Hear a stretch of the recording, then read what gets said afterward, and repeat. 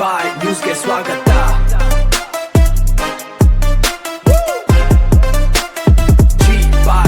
ಪ್ರಧಾನಿ ನರೇಂದ್ರ ಮೋದಿಯವರ 12 ವರ್ಷಗಳ ಯಶಸ್ವಿ ಆಡಳಿತಾವಧಿಯನ್ನು ಸಂಭ್ರಮಿಸಲು ಇಂದು ಚಿಂತಾಮಣಿಯ ಬಿಜೆಪಿ ಕಾರ್ಯಕರ್ತರು ವಿಶೇಷ ರೀತಿಯಲ್ಲಿ ಸಂಭ್ರಮಿಸಿದ್ದಾರೆ. ಚಿಂತಾಮಣಿಯ ಹೃದಯ ಭಾಗದಲ್ಲಿರುವ ಕೆಎಸ್ಆರ್ಟಿಸಿ ಡಿಪೋ ಎದುರಿನ ಗಣಪತಿ ದೇವಾಲಯದಲ್ಲಿ ಇಂದು ವಿಶೇಷ ಪೂಜೆ ನಡೆಯಿತು. ಮಾಜಿ ಸಂಸದ ಮುನಿಸ್ವಾಮಿ ಮತ್ತು ದೇವನಹಳ್ಳಿ ಬಿಜೆಪಿ ಮುಖಂಡ ವೇಣುಗೋಪಾಲ್ ಅವರ ನೇತೃತ್ವದಲ್ಲಿ ನೂರಾರು ಕಾರ್ಯಕರ್ತರು ಪಾಲ್ಗೊಂಡು ಪ್ರಧಾನಿ ಮೋದಿಯವರ ಆಯುರಾರೋಗ್ಯ ಮತ್ತು ದೇಶದ ಪ್ರಗತಿಗಾಗಿ ವಿಶೇಷ ಪ್ರಾರ್ಥನೆ ಸಲ್ಲಿಸಿದರು. ಪೂಜಾ ಕಾರ್ಯಕ್ರಮದ ನಂತರ ಬಿಜೆಪಿ ಮುಖಂಡ ಗೋಪಿ ಅವರ ಕಚೇರಿಯಲ್ಲಿ ಜಂಟಿ ಪತ್ರಿಕಾಗೋಷ್ಠಿಯನ್ನು ಹಮ್ಮಿಕೊಳ್ಳಲಾಗಿತ್ತು.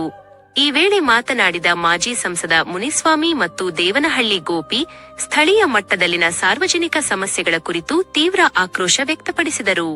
ಇದೇ ಸಂದರ್ಭದಲ್ಲಿ ಮಾಜಿ ಸಚಿವರ ಕಾರ್ಯವೈಖರಿಯ ವಿರುದ್ಧ ಗೋಪಿ ಅವರು ತೀವ್ರವಾಗಿ ಕಿಡಿಕಾರಿದರು. ಕಳೆದ 12 ವರ್ಷಗಳಲ್ಲಿ ರಾಷ್ಟ್ರೀಯ ಭದ್ರತೆ, ತಂತ್ರಜ್ಞಾನ ಮತ್ತು ಮೂಲಸೌಕರ್ಯ ವಲಯದಲ್ಲಿ ಭಾರತ ಕಂಡಿರುವ ಪ್ರಗತಿ ಅಭೂತಪೂರ್ವ. ಡಿಜಿಟಲ್ ಇಂಡಿಯಾ, ಸ್ಟಾರ್ಟ್ಅಪ್ ಇಂಡಿಯಾ ಮತ್ತು ಮೇಕ್ ಇನ್ ಇಂಡಿಯಾದಂತಹ ಯೋಜನೆಗಳು ಯುವಜನತೆಯ ಪಾಲಿಗೆ ವರದಾನವಾಗಿವೆ. 2047ರ ವೇಳೆಗೆ ಭಾರತವನ್ನು ವಿಕಸಿತ ಭಾರತವನ್ನಾಗಿ ರೂಪಿಸುವ ಗುರಿಯೊಂದಿಗೆ ಪ್ರಧಾನಿ ಮೋದಿ ಮುನ್ನಡೆಯುತ್ತಿದ್ದಾರೆ. ಇಂತಹ ಅಭಿವೃದ್ಧಿಪರ ನಿರ್ಧಾರಗಳಿಗೆ ಕಾಂಗ್ರೆಸ್ ಪಕ್ಷ ಅಡ್ಡಿಪಡಿಸುತ್ತಿದೆ ಎಂದು ನಾಯಕರು ಗಂಭೀರ ಆರೋಪ ಮಾಡಿದರು. ಒಟ್ಟಿನಲ್ಲಿ ಮೋದಿಯವರ 12 ವರ್ಷಗಳ ಆಡಳಿತಾವಧಿಯನ್ನು ಚಿಂತಾಮಣಿ ಬಿಜೆಪಿ ಕಾರ್ಯಕರ್ತರು ಹಬ್ಬದಂತೆ ಆಚರಿಸುವ ಮೂಲಕ ತಮ್ಮ ಬೆಂಬಲವನ್ನು ಪ್ರದರ್ಶಿಸಿದ್ದಾರೆ.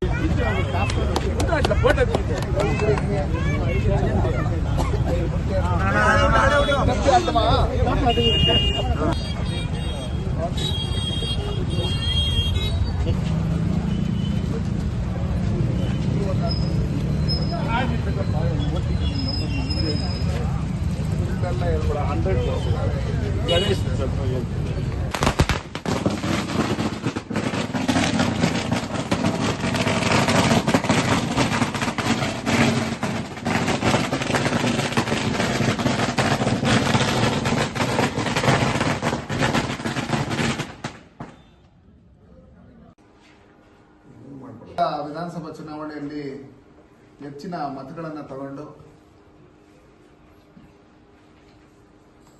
ಪರಾಧರಾದ್ರೂ ಸಹ ಚಿಂತಾಮಣಿಗೆ ಒಳ್ಳೇದಾಗಬೇಕು, ಪಾರ್ಟಿಗೆ ಒಳ್ಳೇದಾಗಬೇಕು ಅಂತೇಳಿ ಸದಾ ನಿಮ್ಮ ಜೊತೆಯಲ್ಲಿರ್ತಕ್ಕಂಥ ವೇಣುಗೋಪಾಲ್ ಅಣ್ಣವರೇ, ನಿಕಟಪೂರ್ವ ಅಧ್ಯಕ್ಷರಾದಂಥ ಮಹೇಶ್ ರವರೇ, ರಾಜಶೇಖರ್ ಅಣ್ಣವರೇ, ಶಿವಪ್ಪನವರೇ, ನಾಗರಾಜ್ ಅವರೇ, ಇತರ ಪ್ರಧಾನಮಂತ್ರಿಗಳು ಅತಿ ಹೆಚ್ಚಿನ ವರ್ಷ ಪ್ರಧಾನಮಂತ್ರಿಗಳಾಗಿರತಕ್ಕಂಥ ಇದರಲ್ಲಿ ಯಾರು ಇದುವರೆಗೂ ಇರಲಿಲ್ಲ. ಆದರೆ ಸನ್ಮಾನ್ಯ ನರೇಂದ್ರ ಮೋದಿಜಿಯವರು ಸ್ವತಂತ್ರ ಬಂದ ನಂತರ ಅವತ್ತು ವಿರೋಧ ಪಕ್ಷಗಳು ಬಲವಾಗಿದ್ವಾ ಬಲಹೀನವಾಗಿದ್ವಾ ಅಂತ ಹೇಳಿ ನಿಮ್ಗೆಲ್ಲರಿಗೂ ಗೊತ್ತು. ಪ್ರಧಾನಮಂತ್ರಿ ಆಗಬೇಕಂತ ಯಾರಿಗೆ ಬಹುಮತ ಬಂತು, ಯಾರು ಪ್ರಧಾನಮಂತ್ರಿ ಆದರು ಅಂತೇಳಿ ನಿಮಗೆಲ್ಲ ಗೊತ್ತಿರ್ತಕ್ಕಂಥದ್ದು. ಹಾಗಿರ್ತಕ್ಕಂಥ ಸಂದರ್ಭದಲ್ಲಿ ಸತತವಾಗಿ 2014ರಿಂದ 2026ವರೆಗೂ 3 ಬಾರಿ ಪ್ರಧಾನಮಂತ್ರಿಗಳಾಗಿ ಹೆಚ್ಚಿನ ಅವಧಿಯಲ್ಲಿ ಪ್ರಧಾನಮಂತ್ರಿ ಆಗಿರ್ತಕ್ಕಂಥ ಹೆಗ್ಗಳಿಕೆ ಇವತ್ತು ಸನ್ಮಾನ್ಯ ನರೇಂದ್ರ ಮೋದಿಜಿ ಅವರಿಗೆ ಸಲ್ಲುತ್ತೆ. ಅವರನ್ನ ಪ್ರಧಾನಮಂತ್ರಿ ಮಾಡಬೇಕು ಅಂತ ಹೇಳಿ ಉದ್ದೇಶ ಇಟ್ಕೊಂಡು ನಮ್ಮ ಕೋಲಾರ, ಚಿಕ್ಕಬಳ್ಳಾಪುರ ಇರ್ಬೋದು, ನಮ್ಮ ಕರ್ನಾಟಕದಿಂದನೂ ಸುಮಾರು 2014ರಲ್ಲೇ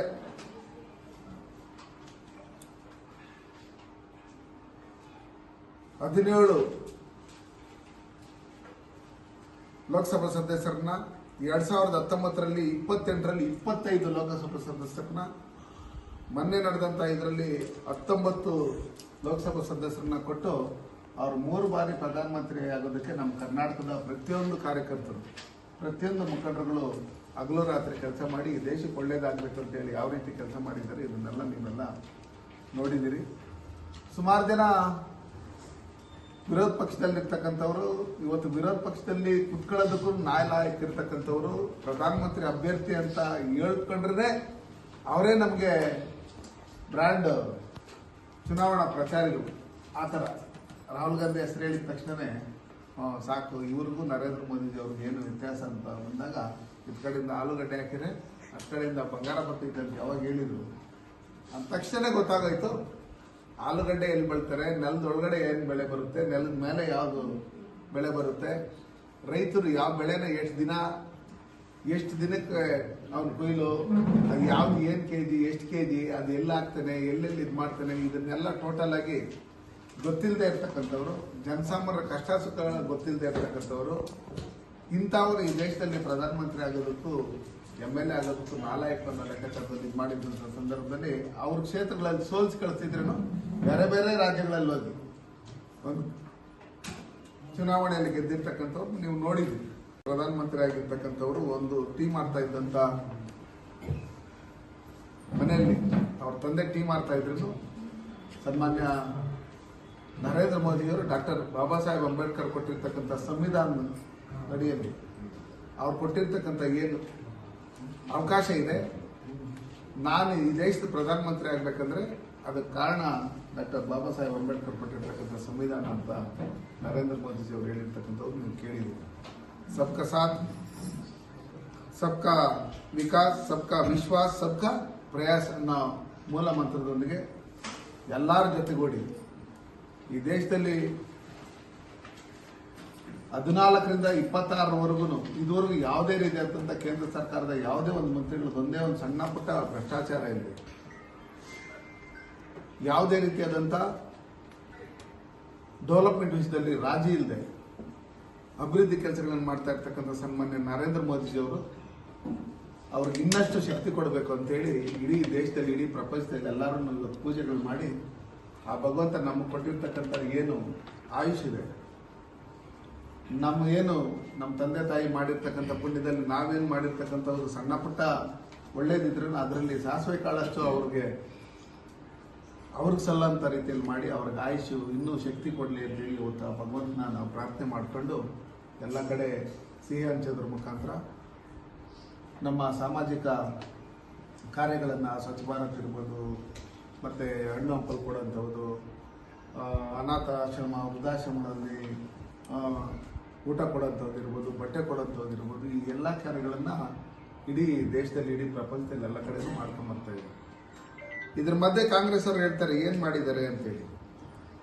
ಕಾಂಗ್ರೆಸ್ ಅವರು ಏನು ಈ ದೇಶನ ಸುಮಾರು 60 ವರ್ಷಗಳ ಹೆಚ್ಚಿನ ಕಾಲ ಈ ದೇಶನ ಪ್ರಧಾನಮಂತ್ರಿಗಳಾಗಿ ನೆಹರು, ಇಂದಿರಾ ಗಾಂಧಿ, ರಾಜೀವ್ ಗಾಂಧಿ ಅವರು ಬೇರೆ ಬೇರೆಯವರೆಲ್ಲ ಆಳ್ವಿಕೆ ಮಾಡಿದರು.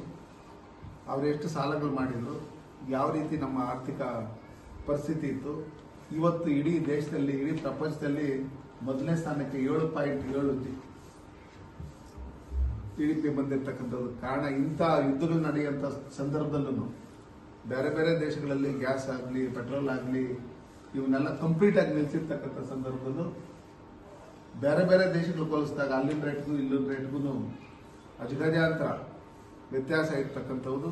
ನಮ್ಮ ಜನಕ್ಕೆ ತೊಂದರೆ ಆಗದೆ ಇರ್ತಕ್ಕಂಥ ರೀತಿಯಲ್ಲಿ ಯಾವ ರೀತಿ ನಮ್ಮ ಪರವಾಗಿ ಕೆಲಸ ಮಾಡಿದ್ದಾರೆ ಅಂತ ಹೇಳಿ ನಿಮ್ಗೆಲ್ಲರಿಗೂ ಗೊತ್ತಿರ್ತಕ್ಕಂಥ ವಿಷಯ ಇದೆ. ಅವ್ರು ಕೊಟ್ಟಿರ್ತಕ್ಕಂಥ ಯೋಜನೆಗಳಲ್ಲಿ ಯಾವುದೇ ಒಂದು ಪಕ್ಷದವರು ಇರ್ಬೋದು, ಈ ದೇಶದಲ್ಲಿರ್ತಕ್ಕಂಥ ಪ್ರತಿಯೊಂದು ಜಾತಿ ಮತ್ತವ್ರಿಗೂ ಈ ದೇಶದ ಎಲ್ಲ 140 ಕೋಟಿ ಜನಕ್ಕೂ ಸನ್ಮಾನ್ಯ ನರೇಂದ್ರ ಮೋದಿ ಅವರು ಕೊಟ್ಟಿರ್ತಕ್ಕಂಥ ಯೋಜನೆಗಳು ಇವತ್ತಿನ ಪ್ರೆಸ್ ಮೀಟ್ನಲ್ಲಿ ಭಾಗವಹಿಸಿರುವಂಥ ನಿಮ್ಮೆಲ್ಲರ ನೆಚ್ಚಿನ ಮುಖಂಡರು ಹಾಗೂ ನಮ್ಮ ಫೈಲ್ ಬ್ಯಾಂಡ್ ಅಂತೇಳಿ ಎಂಪಿಗೆ ಖ್ಯಾತಿ ಪಡೆದಂಥ ನಮ್ಮ ಸಂಸದರಾದಂಥ ನಿಶಾಮಣ್ಣವರು ಅವರು ಆಗಮಿಸಿದ್ದಾರೆ. ಅವ್ರನ್ನ ಗೌರವಿಸ್ತಾ ನಮ್ಮ ಮಂಡಲ ಅಧ್ಯಕ್ಷರಾದಂಥ ಗೋವಿಂದರಾಜ್ ಅವರೇ ಹಾಗೂ ರಾಜಶೇಖರ ರೆಡ್ಡಿ ಅವರು 2 ವರ್ಷಗಳ ಸಾಧನೆ, ಆ ಸಾಧನೆ ವಿವರ ಇವತ್ತು ಈ ದೇಶ ಒಂದು ಉನ್ನತ ದಿಕ್ಕಿನಲ್ಲಿ ಹುಟ್ಟೋ ಮಗುವಿನಿಂದ ಹಿಡಿದು ಯುವಕರಿಗೆ ಏನು ಕೊಡಬೇಕು, ಪ್ರತಿನಿತ್ಯ ಇವತ್ತು ದೇಶನ ಹೆಂಗೆ ಕಾಪಾಡಬೇಕು, ಇವತ್ತು ಉದ್ಯೋಗಗಳು ಹೆಂಗೆ ಕೊಡಬೇಕು, ಅದ್ರ ಬಗ್ಗೆ ಇವತ್ತು ಕೂಲಂಕುಷವಾಗಿ 12 ವರ್ಷದ ಸಾಧನೆಗಳು ಅಂದರೆ 18 ಅವರ್ ಒಂದು ದಿವಸ ಹಗಲಿರುಳು ಕೆಲಸ ಮಾಡ್ತಾ ಇರುವಂಥದ್ದು. ಅದನ್ನು ಬ್ರಿಟನ್ ಪ್ರಧಾನಿಯವರು 36 ವರ್ಷಗಳ ಸಾಧನೆ 12 ವರ್ಷಕ್ಕೆ ಮಾಡಿ ತೋರಿಸಿದ್ದಾರೆ ಅಂತೇಳಿ ಬರೆದಿದ್ದಾರೆ. ಅದನ್ನು ಸ್ಮರಿಸ್ತಾ ಇವತ್ತು ಕೇಂದ್ರ ಸರ್ಕಾರ ಮಾಡುವಂಥ ಕಾರ್ಯಕ್ರಮಗಳನ್ನ MP ಅವರು ತಿಳಿಸ್ಕೊಡ್ತಾರೆ. ಇವತ್ತು ಕೇಂದ್ರ ಸರ್ಕಾರದಲ್ಲಿ ಆಗಿರುವಂಥ ಎಲ್ಲ ಕಾಯ್ದೆಗಳು ಪ್ರತಿಯೊಬ್ಬರಿಗೂ ಜನರಿಗೆ ನೇರವಾಗಿ ಲಂಚ ಅನ್ನೋದನ್ನ ನಿರ್ಮೂಲನ ಮಾಡಿ ಇವತ್ತು ಅವ್ರ ಖಾತೆಗಳಿಗೆ ಬರುವಂಥದ್ದು ಸೇವೆಗಳು. ಕಾಂಗ್ರೆಸ್ ಪಕ್ಷ ಇದ್ದಾಗೆ ರಾಜೀವ್ ಗಾಂಧಿ ಅವರು ಹೇಳಿದರು, ನಾವು ಕೇಂದ್ರದಿಂದ 100 ರೂಪಾಯಿ ಕಳಿಸಿದ್ರೆ ಇಲ್ಲಿ 20 ರೂಪಾಯಿ 15 ರೂಪಾಯಿ ಸೇರ್ತದೆ ಅನ್ನೋದು ಹೇಳಿದರು. ಇವತ್ತು ಕೇಂದ್ರದಿಂದ 100 ರೂಪಾಯಿ ಕಳಿಸಿದ್ರೆ 100 ರೂಪಾಯಿ ಸೇರ್ತಾ ಇದೆ.